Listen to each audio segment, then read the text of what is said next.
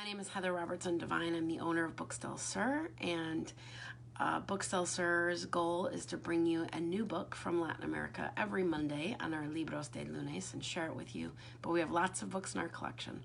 All month long, we have been sharing books about friendship, and this is our last book about friendship, Todo por una amiga. Todo por una amiga is a part of the middle school book club set. And as I go through the book, you might decide, better for high school. There's some serious issues happening in this book. I did put it in the middle school book because so many people have asked for books that deal with real issues with their middle schoolers, and this is definitely one of them. It's a realistic fiction book, and like other books this month that are narratives and deal with realistic fiction topics, I chose standard 8.3, so to analyze how particular lines of dialogue or incidents in a story can help propel the action or reveal aspects of a character or perhaps provoke a decision. And you're going to see this book has got tons of, so let's talk about the book. So this is why it's great for rung 3. The characters of the book have lots of decisions to make. And in fact, it's kind of rare that we see a book with a smoker on the front cover, and oftentimes schools don't even like that at all. And it's because in this book, it's a story of two friends who, of some friends who get involved in narco trafficking. And it's a pretty innocent reason. And the reason is that the girl who gets involved in narco trafficking has a friend who has a job for her to do, and she wants to make some money because her mom's having financial problems, and she's being raised by a single mom, which is an issue a lot of kids can relate to, right? Financial struggles of their parents. They want to be helpful, and so one of the main questions that I'm asked about this book is it explicitly is there explicit drug use in the book? No, there's not. But there is explicit talk about drugs. So one of the things is it talks about a white powder, and this is on later in the book it's identified as actual cocaine. And then on 136, almost the end of the book, I want to read it to you because the character admits that her friends actually ask her, and this is why I think it's such a great book about friendship, is her friends ask her, like, are you smoking marijuana and why? And she says, yeah, I started to because I was feeling sad.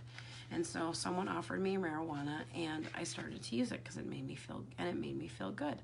So I started using it more frequently. And her friends tell her, like, it's not a good thing to do. And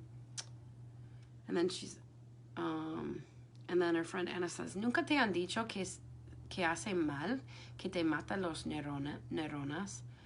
So her friend says to her, like, hey, don't you know that it's bad for you? It can ruin your brain synapses. And her friend says, no exageres, si no pasa nada. So her friend like blows her off and says, don't exaggerate, nothing happens. And she says, bueno, y lo de marihuana también lo sabe tu mamá? And then her friend responds with, and so your mom knows too? Like, are you okay with telling your mom? And then, excuse me, and then the girl's mom comes into the house. So they actually, and the story does end there, and the story doesn't end there. The story goes on a little bit further, but their friend actually gets some help. She moves to a different city. She gets some help from a psychologist. They're very explicit about that. And it really does not sensationalize drug use or drug trafficking at all. There is a scene in there, and I don't mean to, where she is kidnapped and her friends find her. It's very short. It's not incredibly dramatic, but there is a kidnapping. And quite honestly, the reality of other countries is that kidnapping does happen. And so it might be an interesting conversation for you to have with your students. It's not sensationalized, however. I do want to say that, and I do want to be clear with you on that.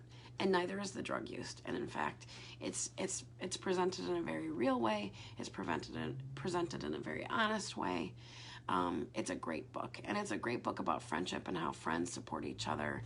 And in fact, they don't necessarily always know how to support each other, but they're learning, and in the end, they do help their friend. So, Todo por una amiga is a book that I recommend for 8th graders and up. And after hearing more about it, perhaps you will have a different opinion, and you will know just the right kids that it's for. And that's what my goal is. My goal is to share a book with you so that you can open yourself up to a whole new world and share it with kids who are looking for this kind of book.